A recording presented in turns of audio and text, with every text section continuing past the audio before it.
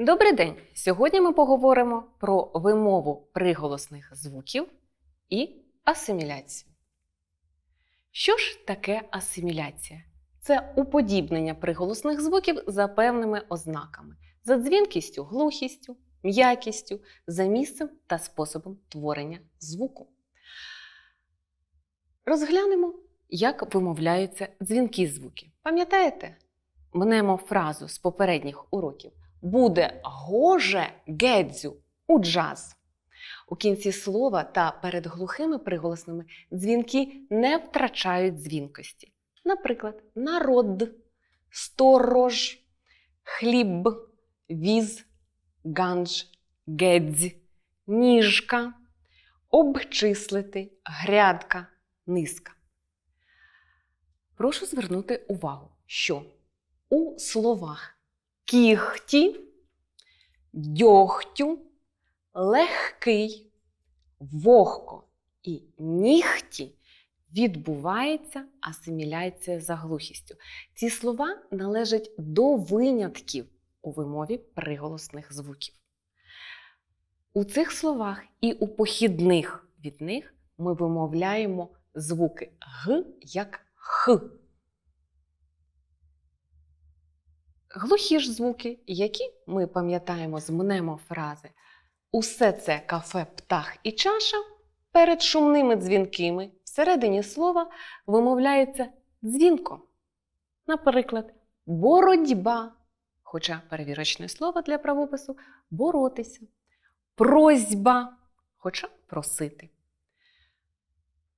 Прошу звернути увагу на те, що відбуваються певні зміни асимілятивні за наступними ознаками.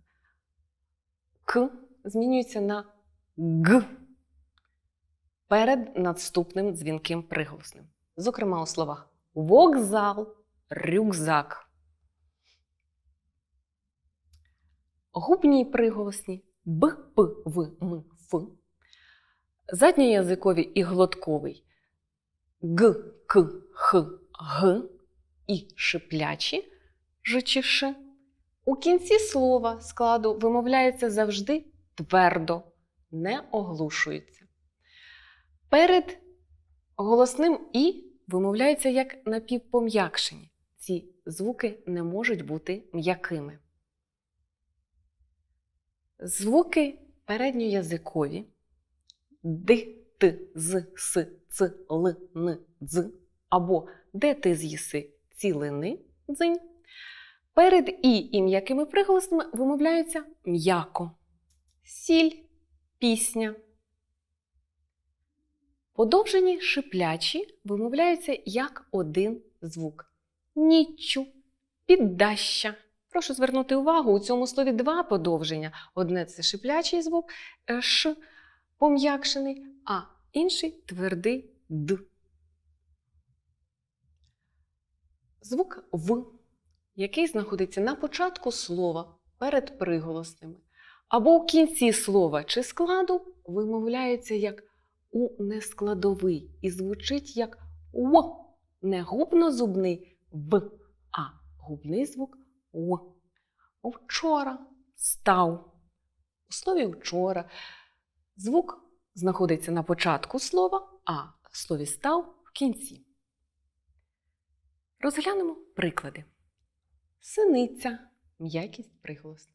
Стілець – м'які приголосні.